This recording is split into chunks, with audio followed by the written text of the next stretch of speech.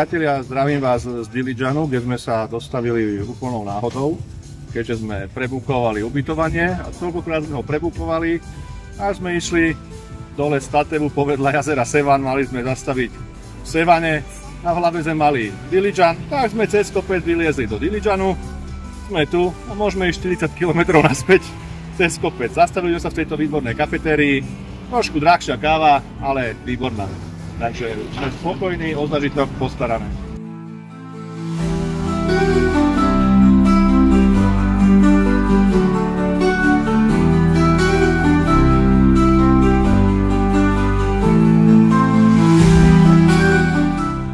Dobré ránko.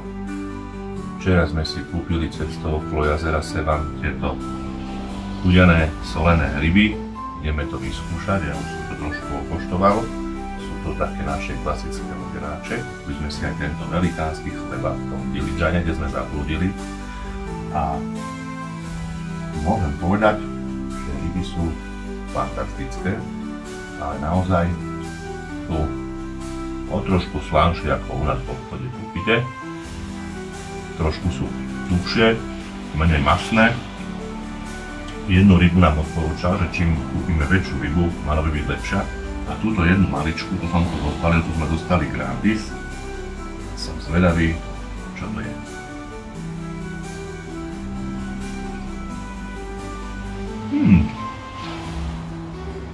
Tá je ešte hutnejšia ako táto má jemnejšie mäso, táto je taká skompresovaná, ale výborná. Táto je ešte lepšia, ako som povedal.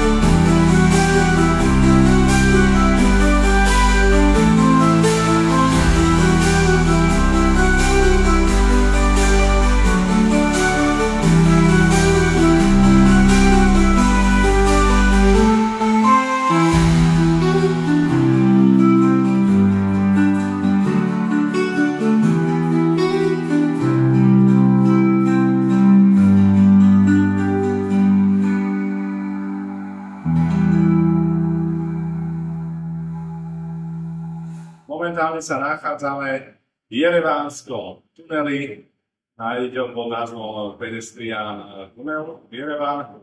Je to trošku vyššie od centra, ale taká veľmi zaujímavá záležitosť. Nie je to bežné vidieť. Prechádza sa ním na druhú stranu do tej časti chudobnejšej. Tam by mal byť potok aj s takým originálnym prírodným bazénom. A v podstate by sme sa mali dostať cez neho, myslím, aj do tej časti, ktorá sa volá Kond.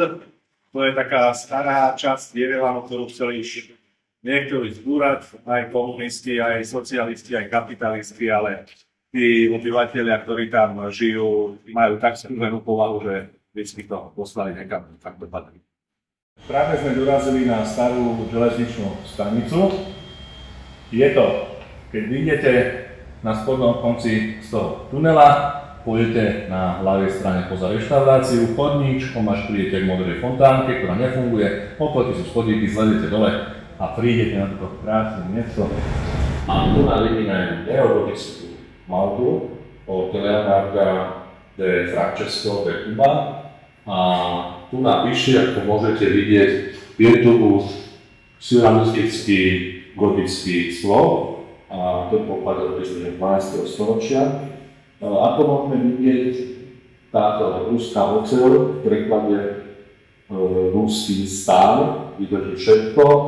No, ten dino sa nám už začína ohýbať, zákon nám prasne vo švíkoch, keď s tým nebudeme čo robiť, ale ruská oceľ naozaj vydrží veľmi veľa.